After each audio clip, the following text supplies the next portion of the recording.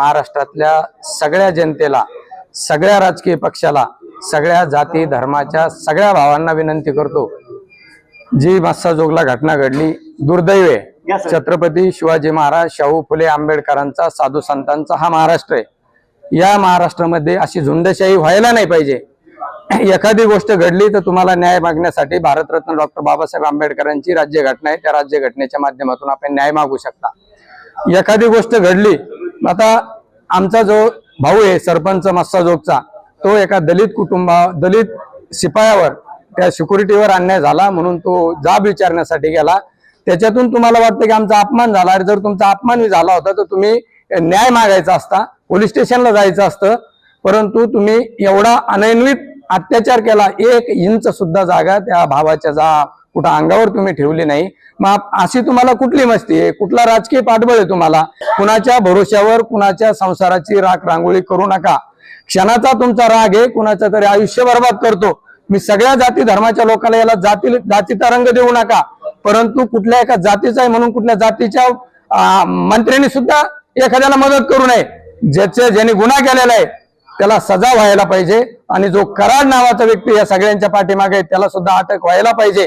मी धनंजय मुंडे साहेबांना विनंती करतो की आम्ही जात म्हणून तुमच्याकडे बघत नाही, परंतु तुम्ही जो वक्तव्य केलेले ते सुद्धा चुकीचं आहे. सगळ्या जाती धर्माच्या भावांना विनंती आहे की आपण कुठल्याही भावनेच्या भरात कुणाच्या संसाराचं वाटोळ करू नका, आणि आपल्या या सुसंस्कृत महाराष्ट्राला काळिमा फासू नका.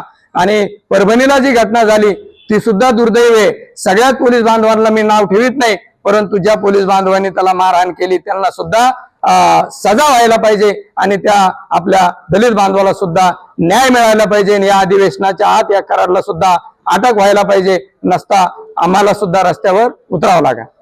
आज सकल मराठा समाज छत्रपती संभाजीनगरच्या वतीने आज पत्रकार परिषद आम्ही घेतली. आमच्या प्रमुख मागण्या आहेत. काल म्हणजे गेल्या अनेक दिवसापासून बीड जिल्ह्यातील मस्साजोग गावात जे प्रकरण गाजतंय, पूर्ण महाराष्ट्रामध्ये त्या प्रकरणावर हळहळ व्यक्त होत आहे. याचं कारण असं आहे की त्या गाव सरपंच संतोष देशमुख यांचा तो निर्गुण खून झाला, अनन्वित अत्याचार त्यांच्यावर झाले, आणि या राज्याचे आता शपथ घेतलेले धनंजय मुंडे त्या देशमुख कुटुंबाला सांत्वन करायला सोडून दिलं, त्या घटनेत निषेध करायला सोडून दिलं. ते पाठराखण करताय, ते म्हणताय असे खून खराब एवढंच होत राहतात. आणि हो, हाय माझं वाल्मिक करार कार्यकर्ता. काय म्हणावं या दादागिरीला, काय म्हणावं या वक्तव्याला? धनंजय मुंडे साहेब, तुमचा निषेध करायला आमच्याकडे शब्द नाहीत. पण आज सकल मराठा समाज छत्रपती संभाजीनगरच्या वतीनं आम्ही सरकारला अशी मागणी आहे आमची, धनंजय मुंडेची या मंत्रिमंडळात तात्काळ हकालपट्टी करा, आणि या खुनाचा मुख्य सूत्रधार वाल्मिक कराड याला तात्काळ अटक करा.